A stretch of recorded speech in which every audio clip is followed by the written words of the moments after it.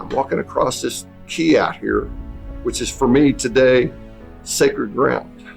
That engineering key is sacred ground. There's not a single time that I come to this campus that I don't get out and take a stroll down through that area.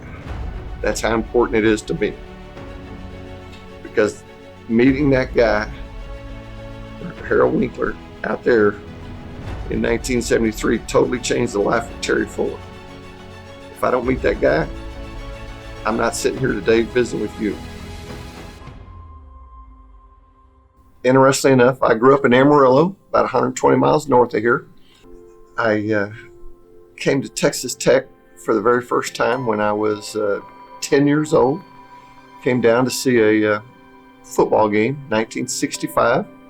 And I had an uncle that was he was not but he was the chairman of the art department here at Texas Tech in those days, and very big sports fan, and he had me come down and go to that ball game with him. So that was my introduction to Texas Tech, and I was like, man, this is where I want to be. And so I didn't think anything else ever about where I was going to go to college. It was going to be Texas Tech. So I came down here, I was a senior in high school at Amarillo Paladura, and I was pretty good in those days at math and science, and so I thought I wanted to be in engineering. But I didn't know what kind of engineering. On the side of town where I grew up, when you would talk about being an engineer, people would ask you, why do you need to go to college? Why don't you just go put your name in with Santa Fe Railway? Because on our side of town, the only people that were engineers drove a train. So that's kind of my background, was not really from a perspective of high success. In my world growing up, you were a plumber, or you were an electrician, or you were some kind of manual laborer, was pretty much the general deal. Hardly anybody went to college. I made an arrangement to come down and visit with civil engineering and mechanical engineering, the only two things I'd ever heard of. And so I visited those two departments, and those department chairs were nice enough that they invited me they were going to take me to lunch over to Student Union Building.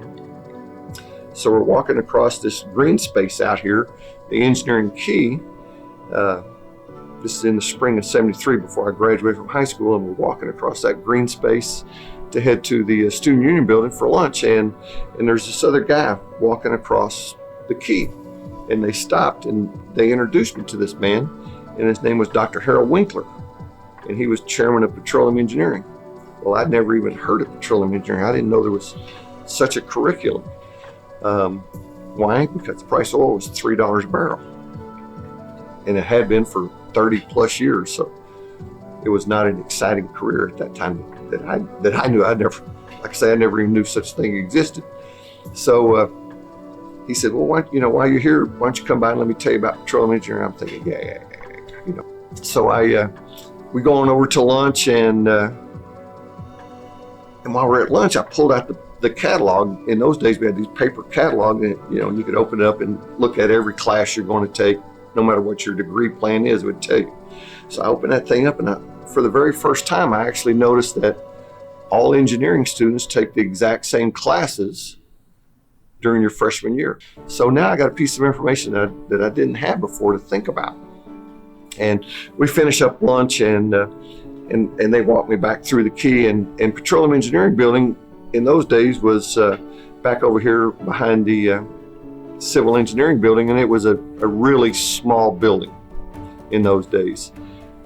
There were less than 100 students in petroleum engineering in 1973. I went over to his office and sit down, and he says, Mr. Fuller, I want to tell you right away, if you're a petroleum engineering student, I can guarantee you will have a summer job.